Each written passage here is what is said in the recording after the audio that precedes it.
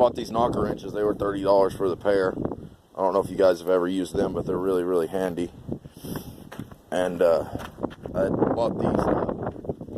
I saw this one aluminum rim up on the top shelf, so I decided to go ahead and get it if I could, and I ended up winning it. But they were selling the whole top shelf and second shelf, so I got this wheel is probably new, and 4 large 13-inch Krager, and a Volkswagen spare, and a whole bunch of bicycle tires.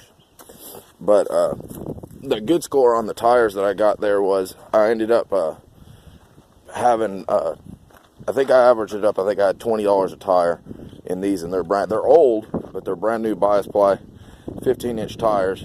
And these two tires right here are big, heavy implement tires. I had to pay $50 a piece for them, but if you ever need a big, heavy 15-inch implement tire, then it'll be handy. I'll show you guys these books. The books only brought $5 at this sale, and they had a lot of books. So the whole back of my seat of my truck is stacked all the way up with books, and we have a bookshelf to put them on, so we'll go with that. But all of their Chilton books, all of their Mitchell manuals, and I mean, underneath it here is just almost as many Chilton books as there is Mitchell books. But those will be handy for the old cars if I ever need to look up anything I can't find on the internet. Anyways, I'll show you guys. We started working on this little camper because I need somewhere to stay for a little while.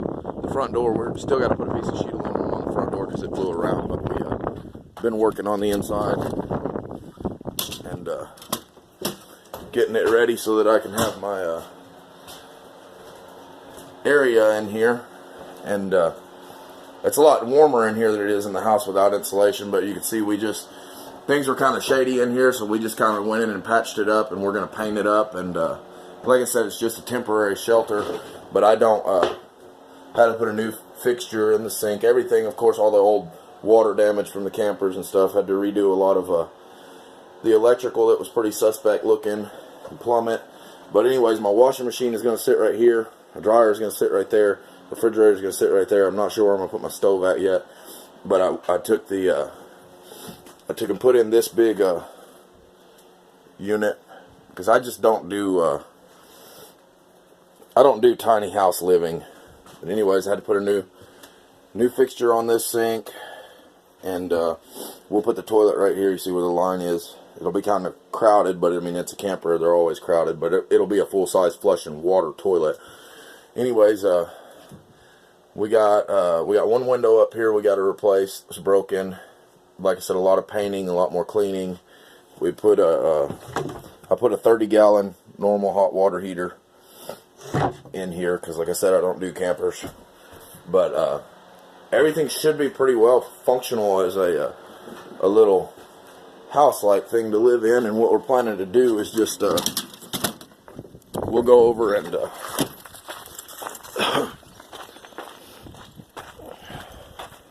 we'll connect right here on the camper. You can see where I have some PVC on the deal where I was testing the gray water tank, and we'll connect right there, and we'll connect that with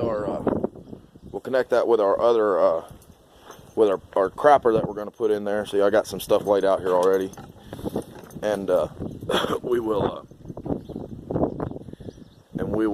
run that from there along the ground over to, I haven't decided yet whether I will dig down to the rather I'll dig down right here and connect it right there, or rather I'll just go ahead and screw in a cap, connect it right there. That way when I bust the cast right here, I can just put a cap on it from the house. But if I hook it up like this, we can still use the toilet in the house while we're working in there. And if it's close enough to spring and the water is going to stay unthawed, then that's probably the way that I should go. But if not, then I should probably just, I think I should probably just tap in there either way. That way I can still have the camper connected when I hook the house back up after we're done doing the basement. Because that's all the old cast. And then they've connected it to new PVC. I don't really like this. Eventually I will change this, but this is how far away from my house my septic tank is. But it's 3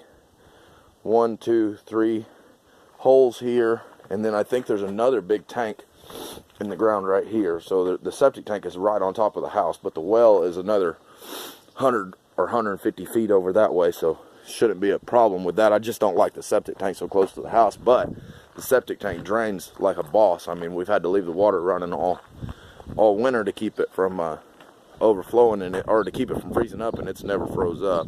Anyways, the roof on this thing was in pretty bad shape. We've been up there smearing tar on it, and we took out all the vents, and it was just a lot of work. I probably should have just bought a camper. This is one that I just had sitting out in a field, and I mean, it's been 6 or 8 years it's been sitting out in the field, and just the cleaning itself was enough work. The cleaning and the demo and everything was enough work. We probably could have just bought a camper, but if I would have bought a camper, I would have torn the inside out of it and put in a full-size shower and full-size bathroom. So a free camper that we're going to do all the same stuff to, and I'm going to have less than maybe $2,500 or $3,000 in this when it's built out and it's done. I mean, that's hot water heater, plumbing, labor, everything. So, and I mean, I know that you don't have anything, but you got somewhere to stay, and that's something to start with. I mean, a lot of people don't have somewhere even as nice as this crappy camper to stay. So I'm thankful to have it. Other than that, I got my I have the Ford pickup over here hooked to the hooked to my trailer, and I'm going to start trying to work out some things on it pretty soon. I'm going to go haul a load of hay with it to make sure how it performs and everything, because I can stay on the back roads the whole time that I'm hauling hay. But I noticed the mirrors broke out. That cylinder lock in the ignition needs to be fixed. I'm gonna have to cut all of these uprights off the bed right here. I'll probably weld in. I won't do that right away, but eventually I'll weld in over those holes. Anyways, even my trailer needs a new floorboards put on it, but I'm hoping that I can get this all legal and legit to tow my backhoe around, and maybe my idea is if I could stack 2 cars on the back of the truck and 2 cars on the trailer, that I could get all these scrap cars hauled off someday. And there's supposed to be a place buying the salvage yard that used to buy semis and cars in Dodge, and they're going to start buying cars again, so that'll be a plus. Anyways, I guess that's just about all that's been going on the farm. We did a little more demo upstairs, but we had to stop to start working on the camper because I've got to get moved out of the house, so I can saw the dust and stuff won't be blowing everywhere, and the insulation won't be all in the area I'm trying to stay in and stuff. So anyways, we've got a rental in Dodge that needs a little work, probably 3 or 4 weeks. So once we work on this the rest of the week this week, or half the week this week, to get it finished up where I can stay in it, then it'll be time for us to move into that rental over in Dodge and work on it for, I don't know, 2 or 3 weeks, maybe a month. The people are supposed to move in March 22nd. So hopefully it all works out. Here's a little bull that had the broken foot. He's still got a little swelling in his foot, but he's getting around a lot better than he was. You can see he's sitting there chewing right now. Let's see if I can make him stand up so you guys can hear. Oh, it's cold out here. I'm not going to make him get up. He's pretty tame. You can see the other.